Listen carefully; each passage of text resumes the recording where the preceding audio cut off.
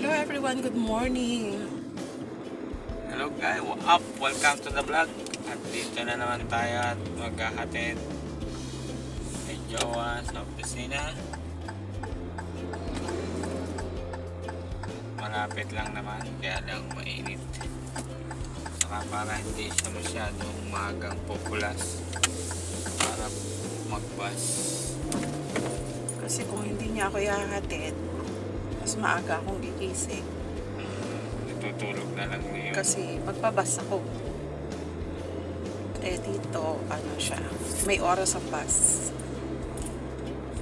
So, hindi mo dapat ma-miss yung time na yun. Kasi pag na-miss mo siya, Malayo na naman. malayo yung interval ng bus.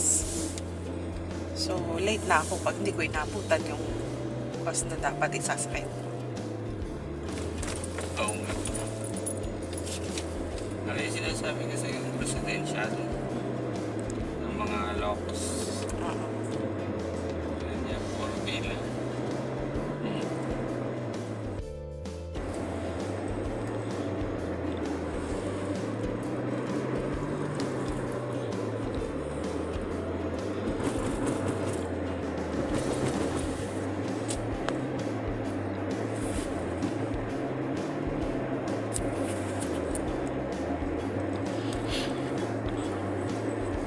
Tag-dates na.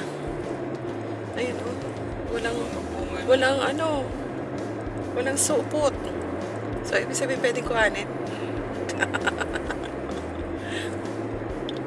Pag walang supot, pwedeng kuhanin. Ayan, nandito ulit tayo sa signal. At naka-red ulit. Tag-dates na dito guys, kaya marami na mga Yung mga puno. hitik na hitik sa bunga.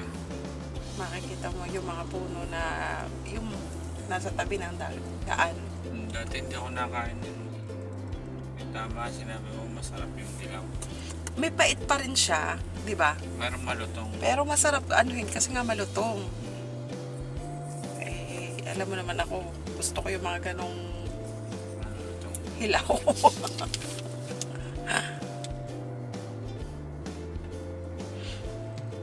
Nakain din naman ako ng hinog. Kaso, kung may choices, edi mas pipiliin ko yung dilaw pa ang kulay. Kasi yung health benefits ng grabe pala yung health benefits ng Dates. dates.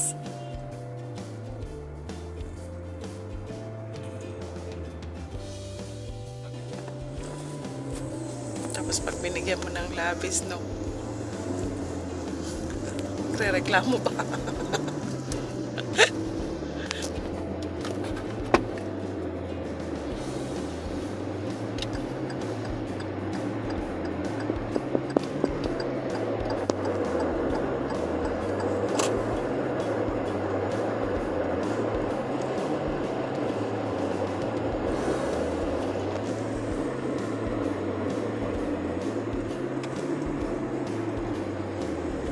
Ayun pala, may fitness club pala dyan, no? Ay, wala pa pala. Yung tindahan ng flowers. Ang ano yan, Oh, grabe, ang laki niyan. ang laki tapos ang mahal.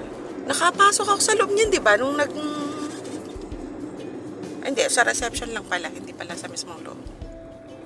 Pero bago ka makarating sa reception,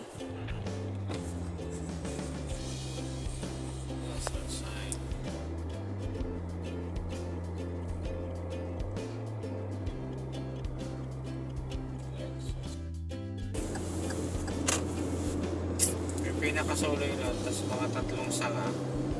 Ikaw ng mga 10. 7, 6, 7. Isang laga niya kung gusto niya magtipid kasi kaunti. Yung halos mainit siya pero halos kaya mo namang yung tatagpo sa malapit na sa hindi mo halos kayanin. Parang gano'n, mas mainit, mas maganda.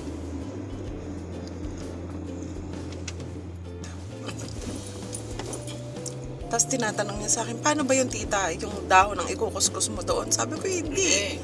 Yung mismo pinaglagaan, ang iuugas mo sa Huwag mo siya sugat. ng tubig kasi Mawawala yung... walang bisa. Ano lang yung ikit, mas maganda, ibabad mo doon ng kamay mo. Nakaganon sa ano. Ay, kumbaga, inano naman ng doktor na yung last na check-up niya. Sinabi naman ng doktor na parang in 10 days okay na yan. Parang ganon. Kasi pinababalik siya after 10 days eh. Mapagtanong nga dyan sa... Ano pangalan niya dyan? Herbal. Kung meron silang guava, ano? Ayurvedic. Guava... Ano pangalan doon sa Ay, medicine na mga gano'n? Oo, herbal? Ano ba yun? Herbal medicine? Oo. Ano kayong guava herbal medicine? Pwede rin yun.